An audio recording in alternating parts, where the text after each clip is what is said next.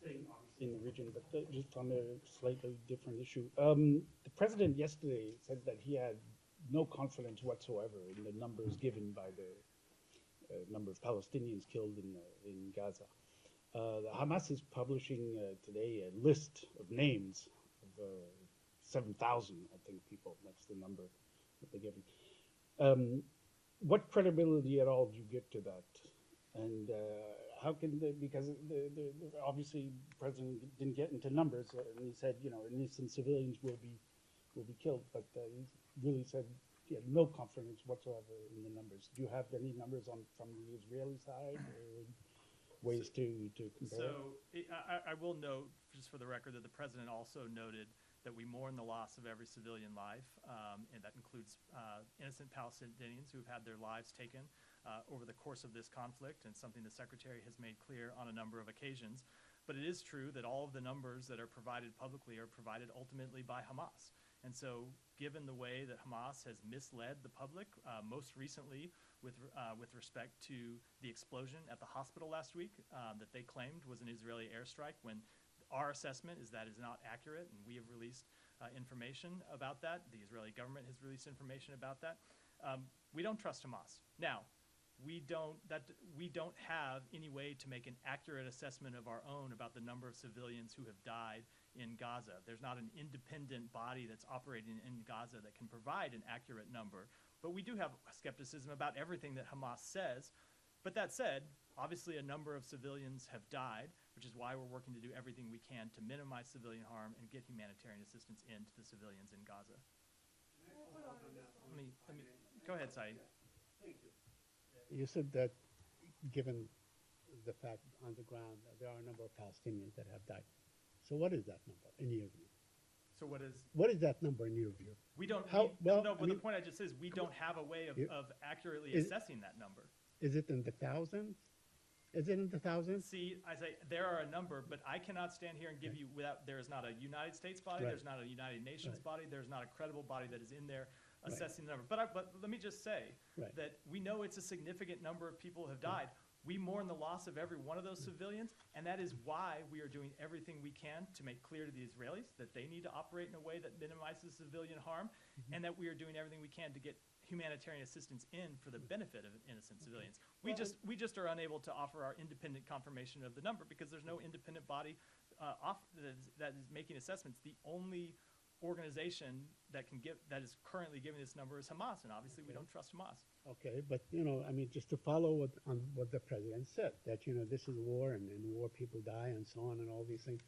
What would be acceptable for the United States? I mean, do you have a figure that can be acceptable that would push the government of the United States that has a great deal of leverage on Israel to say, okay, the time has come for a ceasefire? Saeed, I think you were conveniently leaving out a number of things that the president said yesterday.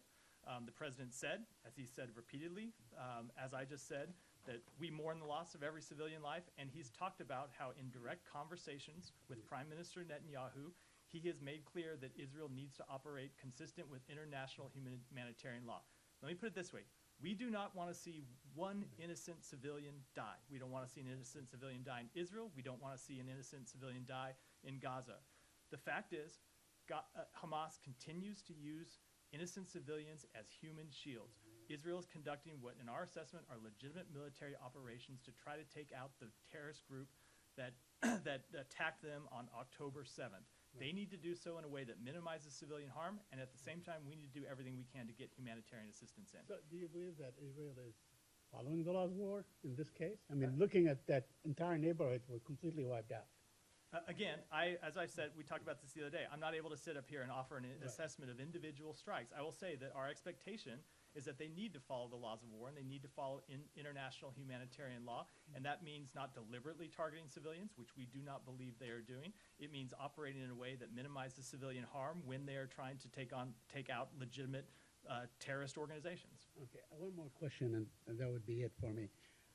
Secretary Blinken, according to a report in Axios that was published yesterday at like 7 o'clock in the morning, Secretary Blinken told his guest, or the group that he met with on Monday, that he's asked the Qatari PM to rein in Al Jazeera war coverage. Can you confirm that? Did the Secretary ask the Emir of Qatar to rein in Al Jazeera coverage? So I'm not going to speak to private diplomatic conversations, but you have heard me say from this podium that we would hope that everyone that talks about this war, everyone that covers this war, would use reliable sources of information, would make sure that their coverage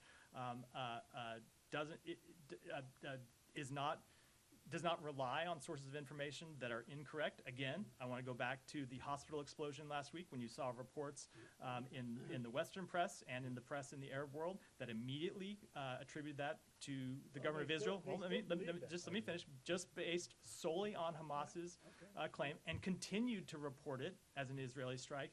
Even after Israel had offered an assessment to the contrary, we had offered an assessment to the contrary, and Hamas had offered no information. So I will say that we continue to hope that everyone will treat claims from Hamas skeptically. Okay, this is not a claim from Hamas. This is a published article by a well-known Israeli newspaperman.